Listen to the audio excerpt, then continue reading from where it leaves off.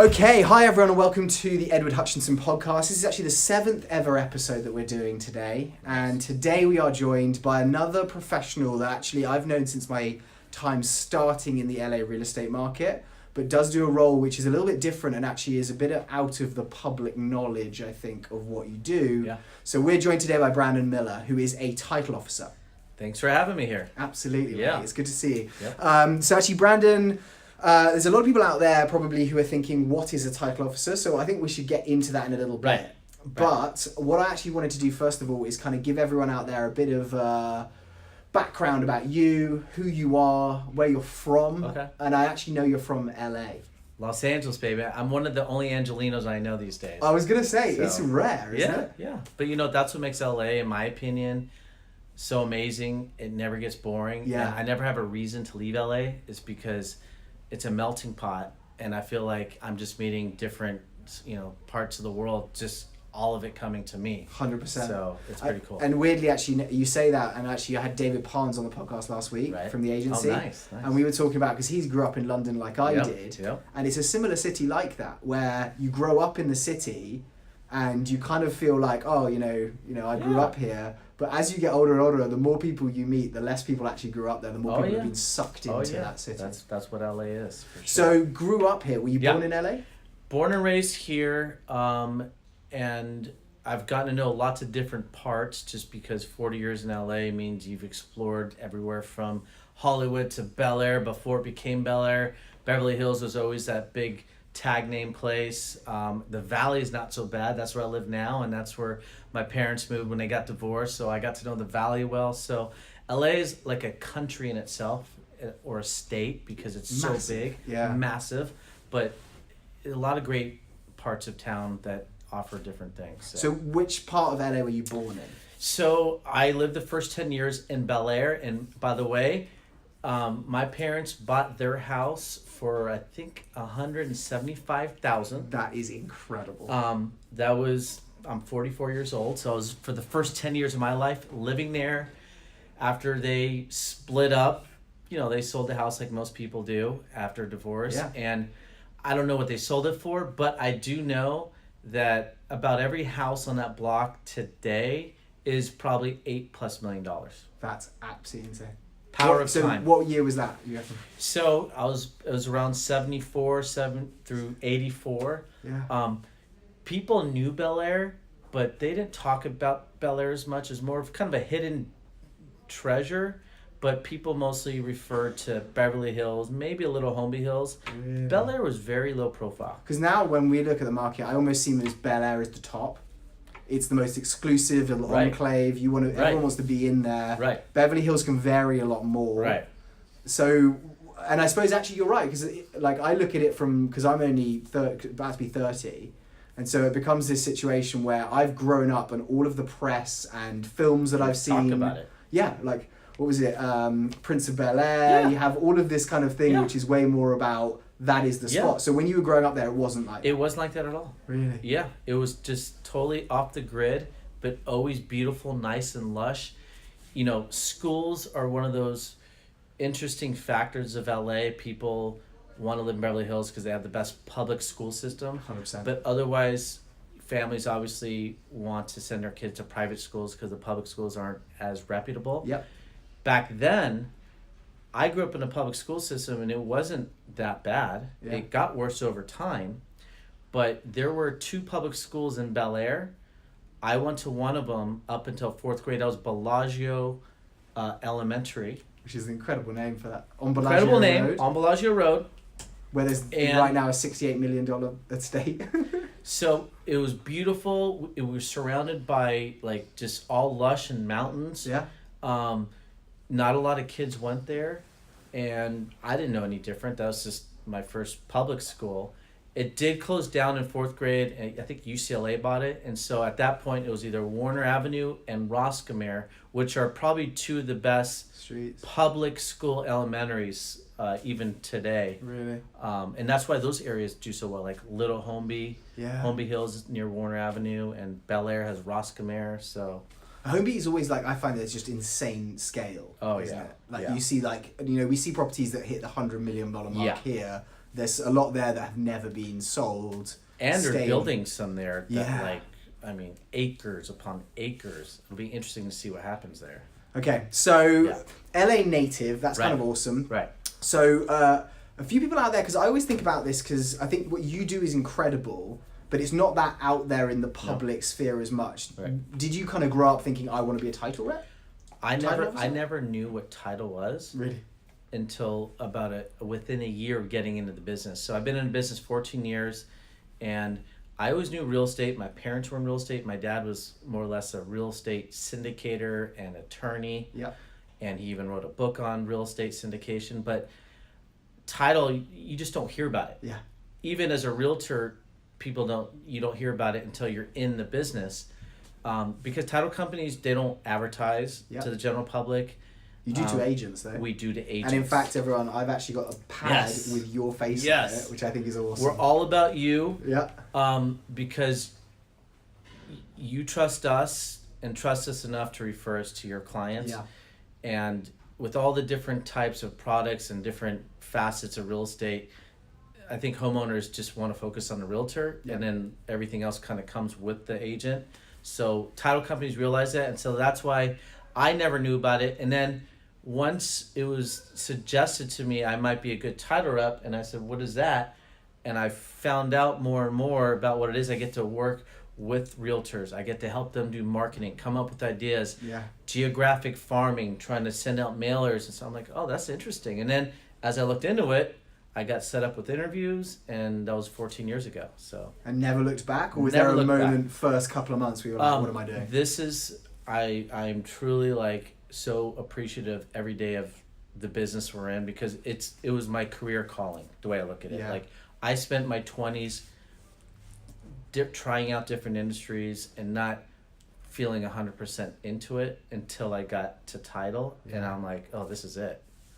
That's incredible. So who was the person that kind of brought you into that? So my aunt was in real estate in the Irvine, Orange County area for about 30 years. Yeah. She's retired. She does feng shui now, and that's awesome. She does for leisure, but she actually did really well coaching on feng shuis for homeowners and stuff. So she had a best friend that was a sales manager for a smaller title company out there, Orange Coast Title. I easily got connected. She took me on saying, I've never had a Beverly Hills rep. Let's try you out there. I pretty much, within the first year, became Rookie of the Year at the LA Board of Realtors. I did a lot of community stuff with all the boards of realtors and just different ways to participate. And it was almost 2 years later, I kind of got a good foothold in Beverly Hills. Okay. And then I just kept growing from there. Because I have to say, just from an outsider's perspective, I don't think I've ever said this to you before, but I think you may be one of the best networkers that I know. Thanks, man. I appreciate that. But it is amazing because you turn up to events where I think even agents are I can't be bothered to turn up to that. Or you host open houses with some agents. Every agent that I meet knows who you are. Yeah, it's it's fun, it's tiring, it's nonstop, but that's what keeps me going. You enjoy it. I've been through a few relationships. I couldn't handle it because it's so much, but that's part of what we do. So I suppose that's actually the thing. The reason title officers and reps and the companies don't really advertise to the consumer is probably more, you're 100% right, we do the nice hand holding and someone falls in love with the property. Right. And probably most people don't buy a property more than 2 to 5 years. So therefore you to be advertising to people to get title insurance is completely dependent on the situation. Yeah, it's exactly it. I think another aspect that I didn't think about till now is most insurances, are a monthly payment, and you hope to never use it, but it's there if you need it. Car, life insurance, health insurance. Title insurance, you only pay once, but you're covered for as long as you're a homeowner. So it's a one-time thing that's when it's used and chosen. Yeah. So maybe if it was a monthly thing, maybe title companies would start more advertising. But what about with that? Obviously, a homeowner is going to buy a property once every 2 to 5 years maximum. Right.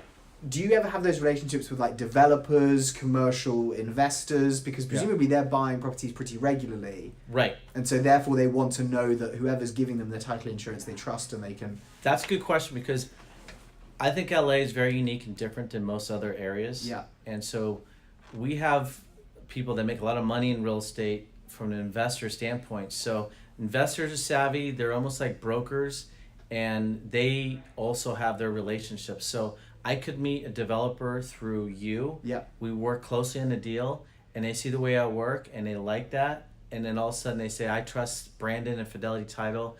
Let's put him on our team. Yeah. So I've kind of organically grown these relationships. And that's been nice. That's been about like 20% of the business, I would say, is just the connections of the tree branches kind of going in different places. Business managers, sometimes attorneys. And would you say a lot of actually the business that you've done like was early days networking of you being and actually just knowing a load of people in LA? Yes. Or it's both, because LA is it's as big as it is. It's such a small world. I end up running into people that I knew from a long time ago coming into the business because they realize this is their career choice. And so knowing them from decades ago all of a sudden benefits our new relationship where they'll start using me. So I would say it's helped me out a lot, actually. Because I think that's actually, like, from my perspective personally, like one of the toughest things almost. Yeah. Because I come from the other side of the world. You come from somewhere else. Yeah. So it becomes like, I know some people here. Right. But it's so much like I need to build that stuff. You know, I think it goes both ways. So what I've seen is people that grew up in LA and they're immediately going to their friends and family to do real estate deals. While it's good because they can have instant credibility with those people, what's not good is sometimes they're taken advantage by the clients in thinking, okay, well, you're gonna work for half of your normal fee, or you know, you're gonna do me a favor because we know each other. So it puts the relationship really in a predicament.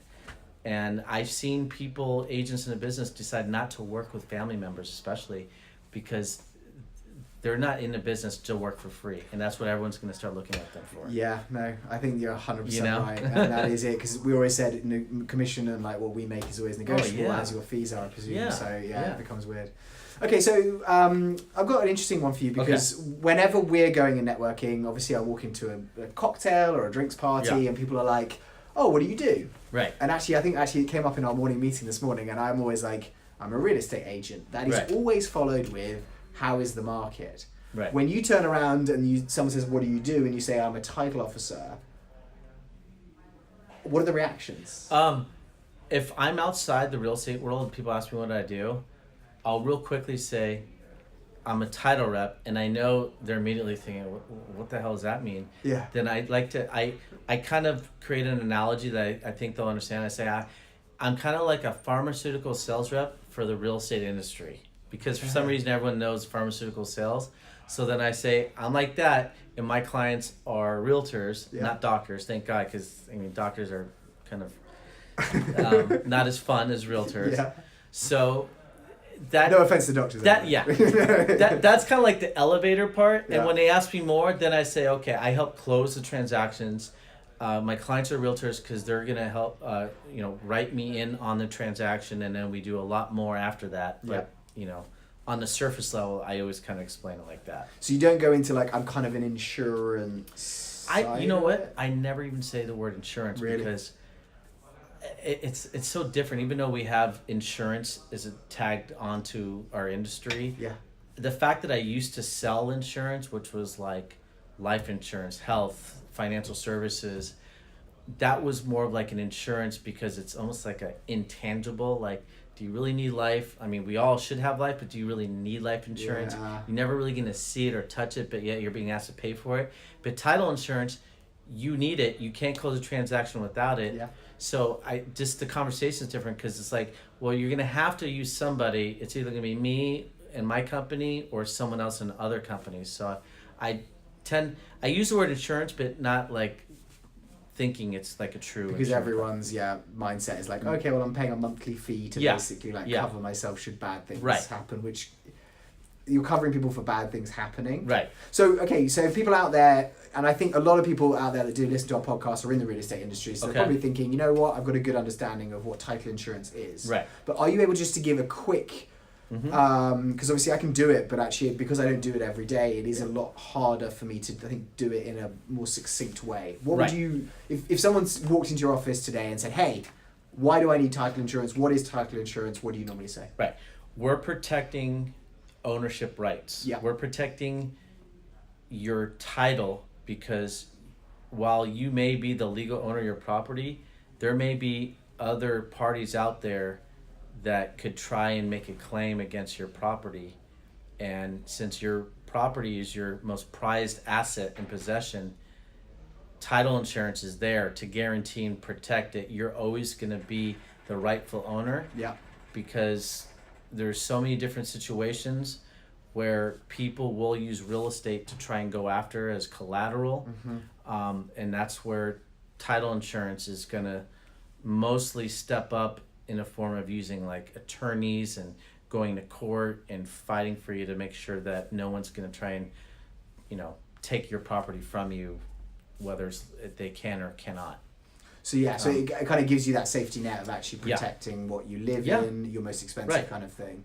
Because actually, because I think a lot of people out there, and some people who listen aren't in America, but actually we have a whole kind of lien system here. Oh yeah. So if you guys aren't aware, lien is spelled L-I-E-N, and that's basically, say someone does some work on your property, they do, repair the swimming pool, whatever it is, or the previous owner employs someone, they decide not to pay that person. That person has the ability to effectively say, right, I am taking out 20 grand's worth of, judgment on your property. When you sell it, this is what I'm owed. Exactly. So as I was saying, the house is treated as collateral because it's the only tangible asset that any lien holder can be. A credit card company, it can be a contractor that hasn't gotten paid, it can be the court trying to collect money for child support or spousal support. Whatever any of these liens are, the one asset that they can go after is the house. Yeah. So they can go after the house as collateral. They can record themselves against that property until that lien is actually collected. Really, yeah. So now LA is weird because our LA County system and recorder system is a little different than others. So I don't want to give anyone a wrong idea, but it's pretty loose how people can record things against a property. So well, that was the other thing, because actually I just did my broker's license and I was doing that studying, and the amount of stuff where it's like, someone can effectively sell the property to someone else with a grant deed or a trust deed. Oh yeah. That can be sold but not necessarily recorded, and then basically that person sold the property to someone else, however then you buy it.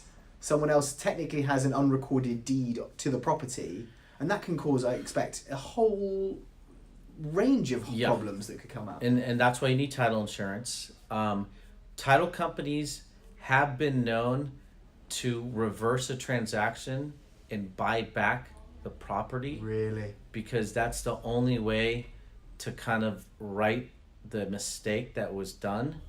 And so once the title company has done that, then they can fix the mistake that was missed, and then that property can eventually get resold, and then obviously the title company will try and get money back. But that sounds like a nightmare, because it's I suppose a nightmare. When it's 150 grand purchase, fine. Nightmare. When it's something 8 million plus in LA, which you get a lot of.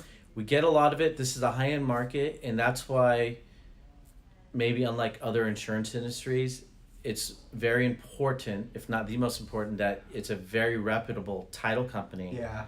Because every big title company, or every title company in general, is supposed to set money aside, cash, to pay out any potential claims. So the smaller the company, the less money to pay out. And so therefore that company may easily turn down or reject paying claims because they don't want to be out of business. Yeah.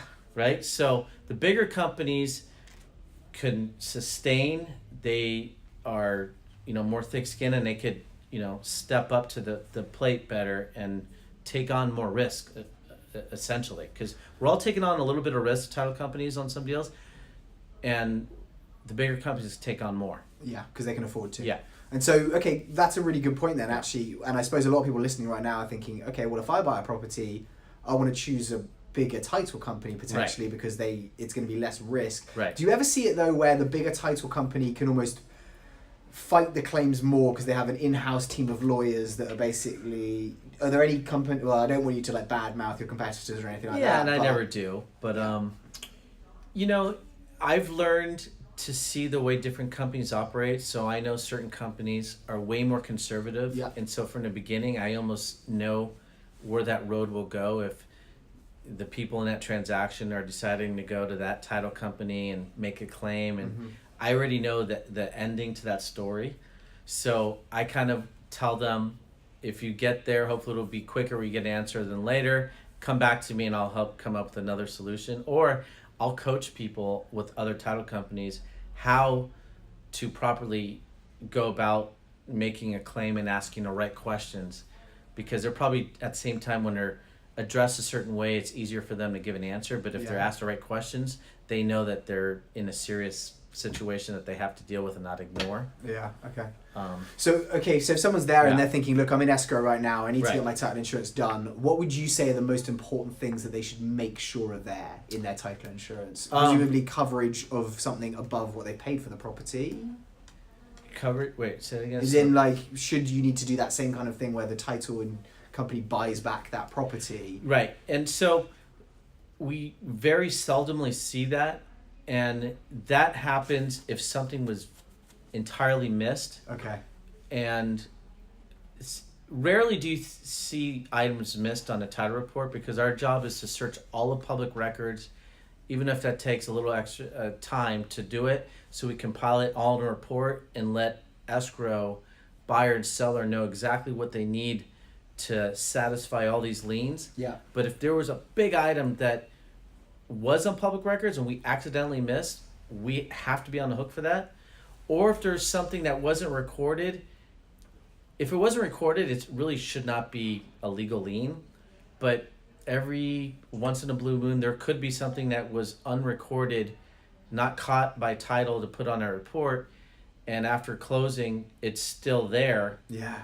Then the title company would have to be responsible for it, because a big written part of the language in all title policies is anything not discovered by title, unknown, that affects the new owner, will be covered by title. Okay, I see. So we try to eliminate as much risk as possible, but it's almost impossible. Okay, and then if you're covering, do you have like a number where you're like, okay, well, this is what we cover you up to? There's like deductibles, and depending on situation, yeah, they'll say they won't pay up to more than $200,000 if it's regarding property line dispute. Yeah. They'll buy a whole property back if it's just affecting the entire value of that property to the value itself. They purchase it back, but there's certain deductibles. Most property owners in LA fight over fences and walls. Yeah. That seems to be like the most. So title companies have a deductible up to $5,000. So anything over $5,000, if it's a rightful claim, they'll pay. But guess what the cost is to remove a wall or fence? It's about $5,000. Yeah. So, if it's the most common type problems, title companies will exclude in some cases. Okay. Yeah. And so, what about this, Brandon? So you got into title insurance. You see that as being a career, presumably for the next few years. Yep. You never want to do anything else. Title is your thing. I'm in it for at least another 10 years. Okay. And then, was there anyone where it was kind of like a mentor of you when you were growing up in that situation? I have the best boss in the world. Yeah. He's my leader. He's my mentor. Give him a shout out right here. Daily. Rod Gordy is the king of title. Every broker in town knows him. The owners of Compass, the previous companies that are here, all own him. Yeah. And it's because the guy works harder than anyone I know in our industry. And he's, everyone deals with situations or stressful moments or problems differently. Yeah. He takes it head on and goes right for it in trying to solve the problem. And instead of waiting to think maybe if enough time goes by, the problem will go away by itself, he's the take action guy. Pick up the phone, call the problem, call the people around the problem, and just start the problem solving. And I've learned that more than anything watching him, how it's done. And he's an artful communicator, so that helps a lot. But he's just been a crazy role model leader for me. That's awesome. So yeah, he motivates me to go. So that is really cool. Yeah. So I suppose actually like looking at that then now, if there's someone out there thinking, I've never heard of title insurance, but actually now I've just heard these guys talk about it, it could be something I'm interested. Are there any traits where you're like, look, that makes me, because it sounds like problem solving is something that if you enjoy doing, this would be actually a really cool position and role for you to do. It is. I mean, problem solving is about 30% of our business. And there's like good problems to solve because they're not that hard. Mm-hmm. But you know, maybe 10 years ago, that same easier problem was a lot harder for me. Yeah. But now I just know what the percentage success rate would be in solving it. Yeah. And so I think to myself, that's easy. I got this. Let's move on. But there's definitely ones that, you know, my heart skips a beat and I have to deal with it. And those are not the fun ones, but you learn from every situation. And you get better and better, and it becomes easier and easier and less stressful. So 30% is definitely problem solving. The best part is doing what we're doing here, kind of marketing and to engage in dialogues, finding out what's happening in the market. I like to wear my marketing cap because if I can help you outside of doing our transaction, but maybe helping you pull together statistics about on and off market sales. Yeah. Another thing people don't realize what title companies are is we're the direct access to public records. Yeah. Okay. So even the MLS, which all realtors have to use MLS, even buyers and sellers, if they're going to sell or search for properties, use the MLS.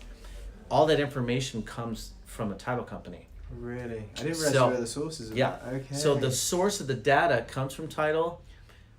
Whenever anyone, if you're listening to this podcast, if you receive stuff in the mail, it's essentially coming from title, where you live, your name.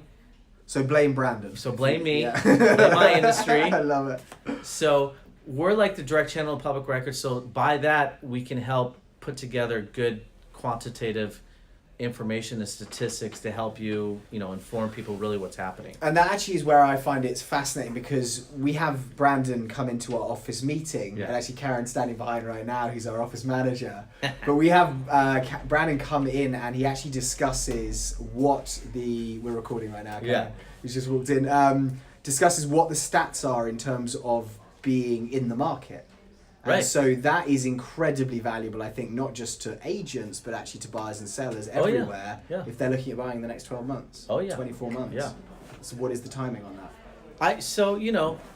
I guess we're definitely in an interesting time right now, because we're like past 10 years since 2008, which is, everyone knows, they call it the big downturn. Yeah. And I think when people talk about real estate cycles, or when you just look at like the past 100 years, it's every 7 to 10 years is where you see when markets change. Yeah. Okay. So a market can go up for 7 to 10 years, but it's impossible for everything to always go up. Yeah. It's the cycles, exactly. But is it not possible to plateau for a couple of years? And so I think we're going into the plateau side. Ah, okay. Exactly. I love it, Karen. Exactly. Exactly. And I think we've learned our lessons enough from 2008 not to repeat that same mistake. Yeah, 100%. So this time around, it'll be a plateau effect rather than a huge bang effect. So I think in some markets we're seeing a plateau, and that may be interpreted as a down market, but it's only interpreted down because of the aspirational listing prices that people are still reaching for the stars because we're coming out of that very much increasing market, so people are always like, oh well, my next door neighbour sold it for that, let's add 10% and put it on the market. And in a seller's market, I suppose when you plateau, it's not like the property prices are reducing, it's just that the listing prices aren't being attained. I actually think it's kind of like a perfect storm that's happening right now, because if anyone were to sell their house now or condo, they would be making a lot of money. Yeah. Because we're like practically, a year off of peak of market and all-time high. Yeah. So anything close to that is remarkable. Yeah. So as a buyer, most buyers get loans, right? Over 50% get loans. Yeah. And if it's a $3 million or less property, then 80% of people get loans. Yeah. Okay. So the loans are driven by interest rates, and interest rates historically have been low. Yep. But about a year and a half ago, they finally rose interest rates enough to scare people into thinking the days of the lowest possible historical rates are behind us. Yeah. Okay. So those rates were like in the low threes. And there for a long time as well. There for a long time, and money had never been cheaper. Loans were great products. And so they started inching up. Yeah. And still historically, anything with a 4% or even a 5 is considered amazing. Yeah. But to those of us in real estate who've been here for the last 7 to 10 years, we know that 3% was the best. So 4 or 5 is like still like, oh, I could have had that 3 when I had a chance. So in the last 2 months, the interest rates went down. Okay. Despite what all the busiest professionals in the real estate world, who are all talking about how the rates are only going to go up and never get back down to the 3s. Guess what? They went back down to the 3s. Yeah.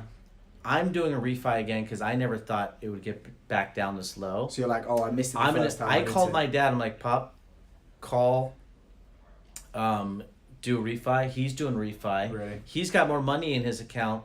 So by moving $1 million to B of A, he just got a 3.25% rate, Wow. 30-year fixed. I don't that's have him that for kind his of money life to then, move done, up. hey? Yeah. Probably. So he was just going to get a 5-year interest-only loan, which would be around 3.4. Yeah. I said, well, why don't you just do 30 years and get it for 3.25? And then he's like, what? And then next thing you know, he shifted gears to B of A, my buddy Cal Wayman, and I know Cal. you know Cal? Absolutely. Yeah. Love So buying power just went way up. Yep. I would say almost 10 to 20%. So as a buyer, now is like, An incredible it time. could be the last opportunity that we have rates this low, Yeah. even though we said that a year and a half ago. But what we know now is what we know now. And then sellers who are still trying to figure stuff out, they now have buyers with increased buying power. So it's kind of like a perfect storm because you're getting a happy buyer with a low rate and a happy seller who can finally sell at the price that they've been sitting on the market for. 100%. So But I love that because actually, yeah, so I suppose you get to actually see the statistics as they're coming in. You Right. basically are the closest to the pulse of what the market yeah, is. we're right like now. a barometer. Brokers, actually your brokers here, call us. Hey, Brandon, our title opens up or down for the month of March, or how we're closings Yeah. in February. Yeah. They always hit us up because they know that we are the pulse, like you said. And their sellers and their clients who are there Yeah. listing their property are like, hey, what's the market doing? Exactly. You know, is it a good time to list? Yep. But that you're so right about that because I've sold property in London and LA since 2012. Okay. So I've always seen low rates. Yeah. Whereas I chat to my parents and My they parents talk too. about their first mortgage at like 14%. Oh yeah, 12, 14. Yeah. Like, I'm which like, does sound just crazy. Like, yeah. And I know purchase prices are now a little bit But then that's higher. why my parents bought their house in Bel Air for what I say, $175,000. Yeah. Because they probably had that loan for 12 or 14%. So So actually, you're still paying quite a bit of money considering what the Yeah, property's worth. exactly. But that's Exactly. crazy. So do you ever see that coming back to that kind of level? I don't know. I mean, I think rates should always stay below 10 in my opinion. And Yeah. 10's a big number, but I just think the mortgage world's gotten so creative. And Yeah. there's more money out there, and it's not just these big banks. There's like these investor-driven funds that can do it. So it's so competitive there that they're always going to keep it relatively low. Yeah. Which is why it's never bad to buy, even if prices are still plateauing like they are now, or even going up. Yeah. Because once you own, then you can start having a property appreciate, tax deductions, pay Yeah. off the loan. Yeah, all that good definitely. stuff. And I think that is the thing because I constantly have buyers who are like, oh, hold on a second, it's not as much of a seller's market. Do I hold off on 6 months? And I'm like, you just cannot predict where the market's going to No, go at no. all. You don't know what the economy's going to do. Right. So I would just look at the current situation and make a decision based on Yeah, that. what we know now. Yeah. I mean, I hate to say it, but what if there's an earthquake? Yeah. I mean, there's going to be an earthquake. There is. And really I've always thought earthquakes about it because I live in LA and I'm in earthquake territory. And last time that happened, everything went down 50%. now. Really. So I'm not trying to be the guy to. Do you worry at all about kind of going back to a 2008, 2009 situation? Because I've heard recently actually in London, and I don't know if it's Yeah. you can do this in the US now, but you can now do a 0% down mortgage. Oh, First wow. time since 2008. Wow. And I'm like, are we just not learning from our I mistakes? know going that's back kind of a down? scary sign when you hear that. Yeah. So I don't know. I don't think we can go back to that. There's way more skin in the game. People put way more money into their properties, Yeah. like down payment wise. But when you hear of that, that's typically a sign of something happening. Yeah. I don't know. That's an interesting question. I just feel like LA is such a different animal. The rents are always going up. Yeah. So investment properties are always going to be a winning place to put money. Yeah. One of the best things I did in the last downturn is I'd still been in the business a good 5 years to accumulate some savings. So I think it was like after, maybe like 2011 or 12 when the market was almost at the bottom, there was a lot of short sales, Yeah. foreclosures. I actually bought a triplex Yeah. in East LA. A lot of people don't talk about East LA, but they're talking about Highland Park. Yeah. Highland Park is still buzzing, but to me, it's like if they're always talking about one place, what's the next place that is not spoken about, but it's close to that place? Definitely. So there's parts of East LA that I targeted. I had investor clients through agents like yourself out there, like buying properties for clients, flipping them. Yeah. So I told them, I said, listen, if you see anything out there, let me know. I'd like to try and get my hands on it. I'm not all cash, but I can finance easily because I'm in a title company. I'm W-2, so it's more cookie cutter for me how I can prove documentations to get a loan and qualify. So I got my property for like $215,000. Really?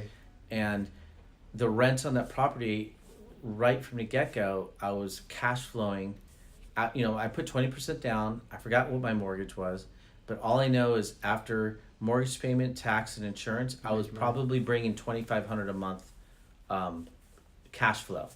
Jeez. So that was off of Like a 1% a month. That was a rinky-dink little property that I barely had to do anything. It had nice tenants in there, and it was a sleepy little area, and I would just collect the cash flow. And then if I owned it for 7 years, and I just kept paying down the loan. So that's when I realized the power of leverage through the loans and investment properties. Because you're basically borrowing money to buy it. However, it's still 100% your property when you sell it. It's still 100% my property when I sell it. 100% of the profit. You get the rent. Get the rent. I read a book at the time, and I don't even read that much anymore, but Rich Dad, Poor Dad. Yeah. And that book, that's all they talk about. They talk about how they all made their money. When they buy real estate, they always hold. They keep. Yeah. They don't flip. Yeah. And what they do is after it accumulates, you leverage against it. So you either if you have enough money to start a brand new loan without refining, you do that. Yeah. But if you have to refi, take cash out. Get that it's deposit. tax free, down payment for a new loan. Yeah. Buy another property. Yeah. So I'm like, really? I feel like that is the long-term patient game. Yeah, where you see a lot of winners that win it. There's so many people who are like, oh no, you know what? I want to put 500,000 into this, and then I want to sell it for 2.5 million, and all they want is their like fast millions, and that's the guys that get hurt in these situations. So I learned a lot through that, and from that one property, I ended up buying a bigger 5-plex, and then I did another exchange into like an Airbnb property. So like, it all started from that last market. Really. And leveraging. I just leveraged it. I was learning firsthand. So if you were someone who's an investor out there right now thinking, I want to do what Brandon's done, save up some capital right now, wait for a crash in the economy or the market, buy whatever you can and kind of start. I wouldn't even say wait for a crash because some areas are crash proof. Yeah. Because if it's an investment property, if there's an economic crash, even where like houses values go down, there's renters that still need to live there. Yeah. And their rent payments don't change. You can increase a little bit a year, but they're still gonna have to pay their rent. So owning a duplex, a 4-plex, 5-plex, they're still gonna have to pay their rents, and those properties values based on more of the rents collected than if What's your cap rate? Right. Yeah. Okay. Right. So that's where I think it's all about just finding the right numbers work out. Yeah. Okay. And thinking outside the box. I think you can't just be like, oh, I want to buy a place in West Hollywood. West Hollywood, you're not going to make money unless you have so much money, you buy all cash and let it sit there. but you have to Because think the like, demand's too strong. you just think, okay, what are other areas? Yeah, and actually I always find, especially with London and LA, is kind of similar, or there are differences. You look at the areas that have gentrified, those areas surrounding them are gonna almost act as those like filling, when people have like bought in that area too much. They're like, oh, hold on, it was like Santa Monica and Venice. Everyone was like, Venice is a very dangerous place for a long time, but when they started paying $1,800 a foot in Santa Monica, they're like, I can get stuff for 600 foot like just down there. Yep. I'll put up with this. Starts. It's gonna get, and then boom, it starts growing and growing. That's how it starts. Yeah. Exactly. Okay, awesome, mate. Well, like this information has been absolutely fantastic. A couple of questions actually just to finish up with. Firstly, I know that you guys offer often different variations in coverage, extended coverage, alter policies. Right. Do you always, I presume, normally when you're talking with a client, you're obviously trying to get the best coverage and do whatever. Do you think there is massive advantage to doing extended coverage and alter policy, or? Most title companies should. I can't speak for all of them, but I know we do as a practice. We're always going to give it the maximum amount of coverage. Yeah. So it's kind of like by default for all residential transactions, we offer the ALTA extended coverage. Yeah. If someone in that transaction were to say they want less coverage, for us that's a red flag. Really? Because the buyer coming into a transaction should always be fully covered. Yeah. And so if the seller who's saying the seller pays for title. Yeah. So if the seller is saying instead of full coverage offer, it's called the CLTA policy, which is less coverage, that means there's certain things they may be hiding. Or trying not to right? get And you spoke about contractors. Yeah. So CLTA does not include mechanics lien coverage. Yeah. Mechanics lien coverage is a that's protecting contractors who have worked on homes who have not gotten paid. Yeah. So offering CLTA means there's no mechanics lien. So maybe that seller owes people money. Yeah. He's saying, let's sell it to this new buyer, CLTA policy. All of a sudden, the new buyer accepts it for whatever reason. And probably we wouldn't allow it. Quite honestly, we would ask questions why, and then try and get the information from the seller. That's awesome. And then, and really the difference in title premium is very minimal. I mean, we're talking about maybe $200 or $300 when you're already paying over $3,000. Yeah. So it should always be CLTA policy.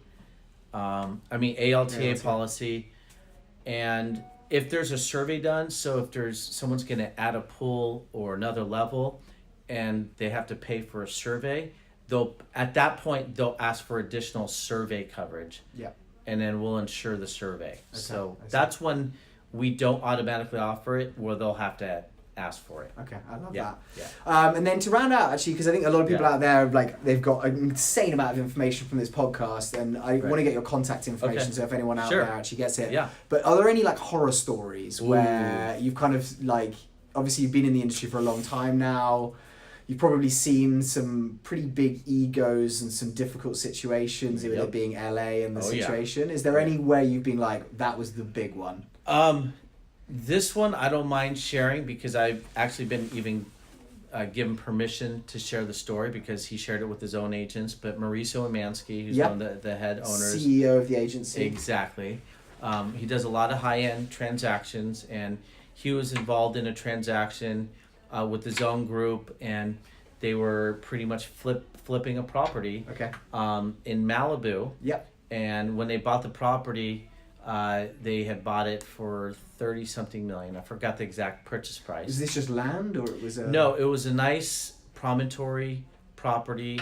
There's a story behind that property being sold because it was the Department of Justice that was in charge for selling it, because the owner at the time was, I think, tied to the Nigerian government. He was either a Nigerian prince or something, and he was charged with illegally using his country's money to buy sports cars, Michael Jackson's corruption jacket or something. So the government in, I think, Nigeria, and I'm sorry if I'm wrong on which country, but they they seized all his assets. They worked with the Department of Justice, and Mauricio has the best story because he wasn't just given that listing. He went to go get it and flew across the world to ask permission from the Department of Justice for Nigeria. That is real grind. And he to get asked a for the deal. listing, and they gave it to him. He worked very closely with the Department of Justice here. We were very fortunate to have the title driven our way. Yep. And everything was like a full disclosure transaction, and it ended up being successful. Mauricio had the buyer for it, and everything was fine. Yeah. Fast forward 6 months to a year, they prepared the property for resale. Yep. Because this property can definitely, with a few enhancements, big enhancements, can go for a lot more. So they hadn't built anything out, but they'd done approved I don't know plans or exactly something? what they did. I know they did some work, but it's an amazing property overlooking the pier. It's across the highway. Is that been featured on $1 Million Listing before? Sweetwater Mesa, yes it is. Oh, I think I've seen exactly Yep. what he's like walking out with his Yes. wife and actually talking her through There's it. like 3 holes, golf holes there. Oh my god. Beautiful promontory property. They had a buyer at around 68, 69 million. Billionaire from China, I think. And obviously, even though there's a lot of these big sales you hear about, there's still not that many buyers out there in a billionaire category. Definitely. So obviously, there's a lot of pressure to perform to sell that property when you have a hot buyer like that. So we get the call, hey Brandon, open up the prelim, we're getting ready to resell it. That was the whole plan. We're like, no problem, let's Lot do of this. excitement. Pull up the title report, like, oh wait, there's a few things that popped up on the title search.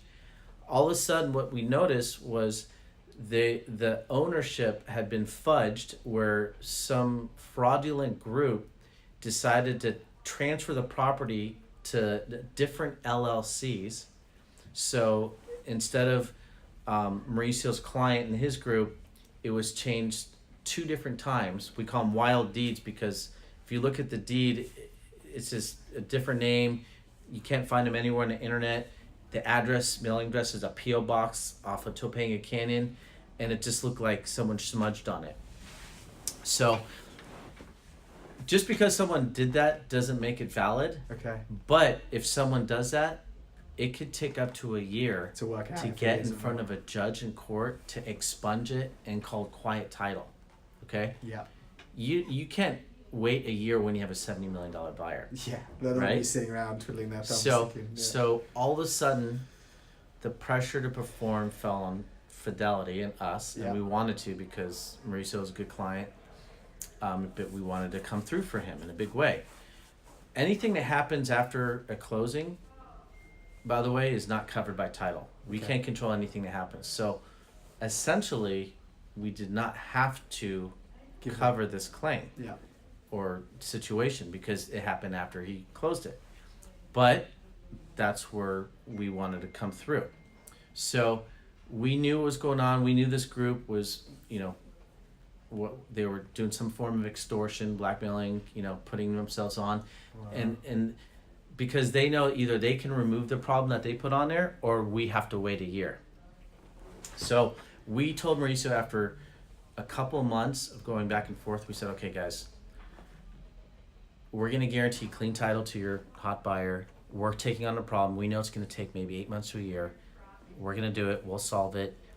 We'll have our lawyers deal with all that. You go ahead and sell the property and we're going to guarantee it. So after a lot of hair pulling and That took some distressful, approvals from above. I oh presume. my God, every single person. We did it. They sold it. It was the highest price sale in Malibu. And we inherited the problem. But at the same time, we knew confidently that's a problem that would get removed in courts. Yeah.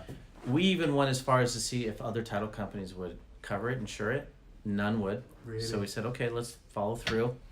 And our relationship with Mauricio became tighter than ever after Yeah, that, as you can imagine. Yeah. He gave us more access to his office and company, and he shared that story with everyone as to reasons why you want to work with a big relationship company like Fidelity. And Yeah.